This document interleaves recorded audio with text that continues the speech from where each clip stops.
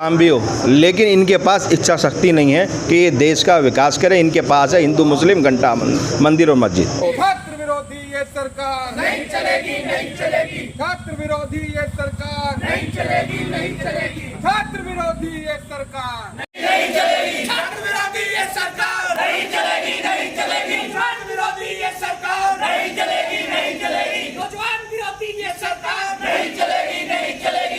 छात्र सभा और समाजवादी पार्टी के गाजियाबाद के पदाधिकारी इसलिए आए हैं कि जो भाजपा सरकार में एनटीए द्वारा नेट और यूजीसी पेपर में जिस तरीके से धांधलेबाजी हुई, पेपर लीक हुई और नीट का पेपर दोबारा जो बच्चे मांग कर रहे हैं, पूरे 24 लाख अभ्यर्थी और पूरा देश नौजवान मांग कर रहा है कि नीट का पेपर दोबारा कराया जाए। जो सरकार ना कराने के पक्ष में है तो उसके खिलाफ समाजवादी छात्र सभा नीट का पेपर दोबारा कराया जाए, नेट का पेपर दोबारा कराया जाए सही तरीके से, और जो एनटीए संस्था है जो ये पेपर कंडक्ट करवाने का काम करती है उसको रद्द करने की मांग कर रहे हैं समाजवादी। शिक्षा मंत्री कह रहा सब नीट की तरह नीट है। शिक्षा मंत्री को खुद नहीं पता क्या करना है। मैं आपके माध्यम से कहना चाहता हूं कि शिक्षा मंत्री को इस्तीफा देना चाहिए नैतिकता के आधार पर। शिक्षा मंत्री ने पहले कहा कि नीट में कोई धांधलेबाजी नहीं हुई, लेकिन जिस तरह बिहार में, गुजरात में, हरियाणा में जब सबूत सामने आए तो वो कह रहे हैं कि हाँ सुधार कराने की जरूरत है, कहीं ना कहीं हमारे अंदर कमी आई है। मैं आपके माध्यम से बताना चाहता हूं कि पिछले 5 साल में 43 बार और पिछले 10 साल में लगभग 70 बार परीक्षा लीक हुए हैं। आदमी 1 से 2 बार में सुधर जाता है, जो इंसान होता है वो 1 से 2 बार में सुधर जाता है, जो बेहा होता है वही 70 बार में नहीं सुधरता। तो भारतीय जनता पार्टी का वही हाल हो गया है जी। ये सवाल तो तेजस्वी यादव पे भी घेरे जा रहे हैं। सवाल तेजस्वी यादव पे घेरे जा रहे हैं। आप सरकार में बैठे हैं, आप मालिक हैं। आप मालिक होने के बाद आपके घर में कैसे कोई चोरी कर रहा है और विपक्ष के नेता के अगर ऊपर आप आरोप लगा रहे हैं तो विपक्ष का नेता कह रहा है आप जांच करिए, जो दोषी पाया जाए उसे बंद करने का काम करिए। आप ये देखिए कि जिस तरीके से मध्य प्रदेश में पटवारी का घोटाला हुआ था, जहाँ जिस सेंटर में सबसे ज़्यादा नंबर आए थे वो भी भाजपा सरकार के नेता का था। आज जो हरियाणा में जहाँ सबसे ज़्यादा टॉप 720 नंबर आए हैं, अगर उस सेंटर की बात करें तो वही भाजपा पार्टी के नेता का है। तो पक्ष और विपक्ष पर आरोप लगाने की बात नहीं है। 24 लाख जो नीट के अभ्यर्थी हैं वो और 11 लाख जो नेट यूजीसी के छात्र हैं वो, उनके जीवन का सवाल है। उनका जीवन बर्बाद हो रहा है, उसको बर्बाद करना तो आप ही लोग रहे हैं, कुछ उल्टा सीधा कर लेते हैं। छात्र विपक्ष इतना हंगामा कर रहा तो क्या होगा? छात्र सड़क पे आएंगे, छात्र आवाज़ उठाने का काम करेंगे। हम शांतिपूर्ण तरीके से अगर आके अपनी आवाज़ उठा रहे हैं, जिलाधिकारी के माध्यम से हम राष्ट्रपति महोदय को ज्ञापन दे रहे हैं, तो क्या हम उल्टा सीधा कर रहे हैं? हम अगर हमारे साथ गलत हुआ है तो हम इंसाफ की मांग करेंगे। मैं नेट यूजीसी का पेपर दे के आया था, मेरे साथ और भी छात्र थे जिन्होंने नेट यूजीसी का पेपर दिया। हमारा पेपर लीक हुआ, 1000-1200 रुपये खर्च हुआ। हमें पता, मध्यम वर्ग परिवार से आते हैं, 1000 रुपये की महत्व क्या है हमारे लिए। क्या कहेंगे, क्यों आए? हम लोग जैसा कि छात्र सभा के नेतृत्व में आज ज्ञापन सौंपने का था, तो हम लोग डीएम साहब को ज्ञापन देने आए हुए थे। वो क्या सरकार तो सही कह रही है कि सही हुआ पूरा एग्ज़ाम काउंसलिंग। ये सरकार का बहुत बड़ा स्कैम है। अच्छा आप बता दो 5 साल 10 साल में कितने पेपर लीक हुए हैं? इतिहास बना है पेपर लीक होने का। और दूसरी चीज़, ये सरकार का बहुत बड़ा स्कैम है, क्योंकि हर छात्र अगर 1 से 2000 रुपये भी लगाता है तो कई लाख छात्र होते हैं, जिससे कि कई लाख करोड़ का घोटाला ये सरकार करती है और फिर पेपर लीक कराती है, फिर एग्ज़ाम कराती है। वो पेपर लीक क्यों हो रहा है? वो पेपर लीक क्यों हो रहा है? आप सबसे बड़ा सवाल ये देखो ना, अगर सरकार चाहे तो मंदिर से एक चप्पल चोरी ना हो, यहाँ तो पेपर लीक कराया जा रहा है। कोई भी पेपर हो, पुलिसकर्मी का पेपर देखो आप कैसे लीक हो गया, नीट का पेपर हो गया। कितने विपक्ष का ही हाथ होगा इसमें? विपक्ष का तो खैर सारा ही हाथ है। विपक्ष पूरा विपक्ष, सरकार कुछ नहीं करी है, देश भी विपक्ष चला रहा है, प्रधानमंत्री भी विपक्ष का है, सब कुछ विपक्ष का है। प्रधानमंत्री थोड़ी बौखला रहे हैं ना आप लोग छात्रों को? नहीं बौखला नहीं, छात्रों की आवाज़ हम छात्रों की आवाज़ उठा रहे हैं और छात्रों के लिए लड़ रहे हैं। कोई बौखला नहीं रहा है, कोई नहीं कर रहा। हम छात्रों के लिए लड़ाई लड़ रहे हैं सड़क पे आके। क्या कहेंगे जिस तरीके से सरकार कह रही है नीट है, सब कुछ सही है, काउंसलिंग भी शुरू होने वाली है? देखिए, सरकार के पास कोई रोज़गार देने की व्यवस्था नहीं है।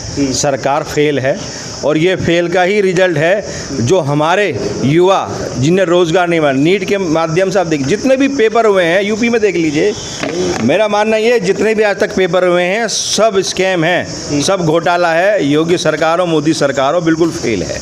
क्या करें? देखिए, सरकार के पास कोई रास्ता नहीं है, सरकार भटकी हुई है। आप ये देखिए कि पहले जब नीट का पेपर रद्द हुआ, नीट के पेपर लीक की बात है, उसके बाद ही एनटीए ने कंडक्ट कराया नेट यूजीसी का एग्जाम।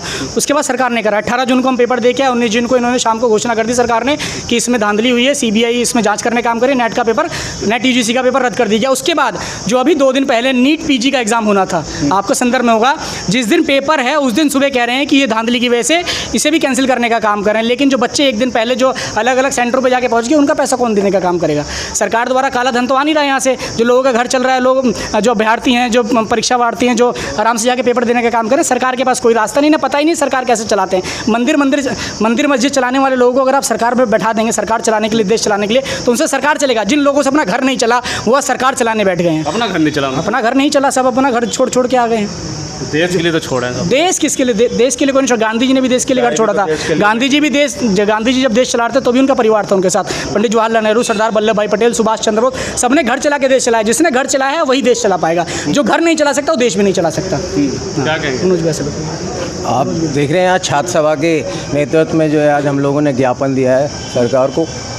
जिस तरह से जो है छात्रों के साथ ये खिलवाड़ी हो रहा है, केंद्रीय मंत्री कहते हैं एरर है, बाकी लोग और कहते हैं स्कैम है, विपक्ष भी कहता है स्कैम है, लेकिन आपस में समझ में ही नहीं है केंद्र सरकार में और मंत्रियों में और बाकी लोगों में। तो ये पूरी तरह से फेल सरकार है। छात्र विरोधी हमेशा रही है ये सरकार। समाजवादी लोग छात्रों के हित में आवाज़ उठाते रहेंगे और उठाते रहेंगे। सरकार कह रहे हैं फेल है सब। सरकार हर मुद्दे पर फेल है।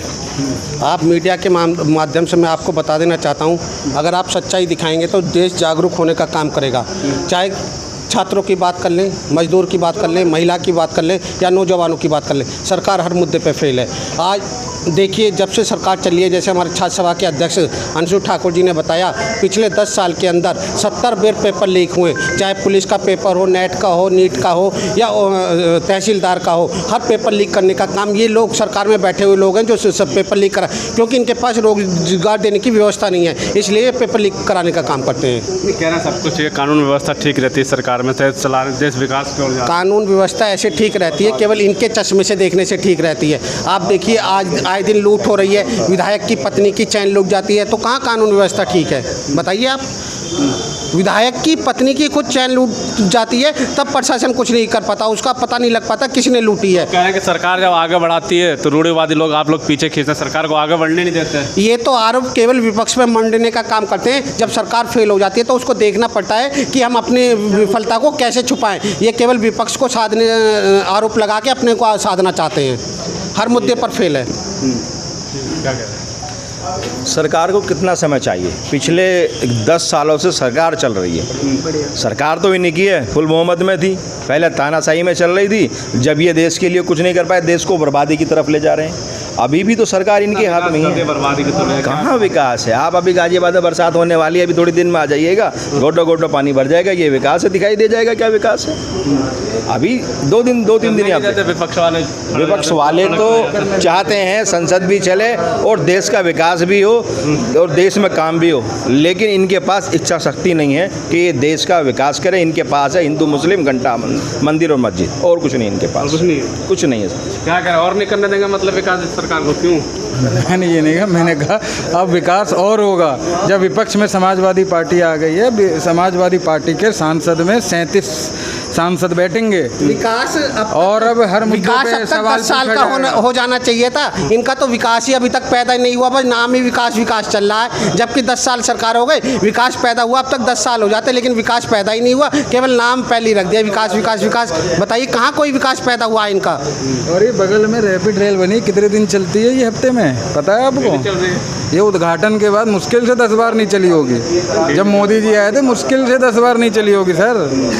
और उत्तर प्रदेश में जनता ने जवाब दे दिया है पेपर लीक का, हर चीज़ का। और 2027 में फुल बहुमत से सरकार समाजवादी पार्टी बनाने जा रही है।